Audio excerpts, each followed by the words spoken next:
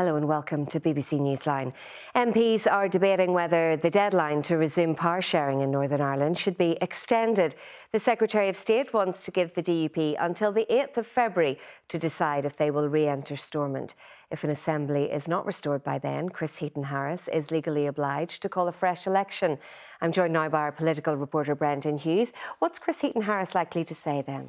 Well, Tara, when the deadline for restoring Stormont passed last week, the Secretary of State promised a pragmatic, appropriate and limited response. And today he's in the Commons setting out that response, and I think it's fair to say it is limited. This is a single clause bill pushing back the deadline to the 8th of February. Now, that's an extension of around 2 weeks. And once again, that means that there will be a postponement of the possibility of an early Assembly election.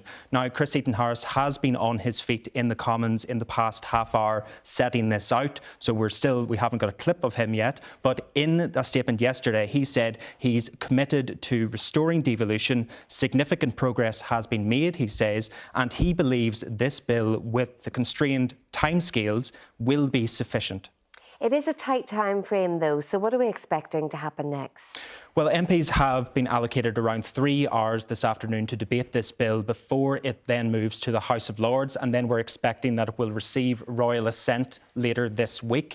All of this will, of course, give the DUP another 2 weeks to consider whether it's going to drop its Stormont boycott. And it will be interesting to hear from those senior DUP figures, both in the Commons and the Lords, as to what they think about this bill and the wider Stormont deadlock. And it also gives the Secretary of State a bit more time to consider what his plan B is if there is no restoration of the power sharing institutions. But while the UK government believes that this bill will be enough to end the deadlock in relation to Stormont, there's no guarantee really, as we know, that there will be any speedy end to this Stormont stalemate. OK, Brendan, we'll leave it there. Thank you.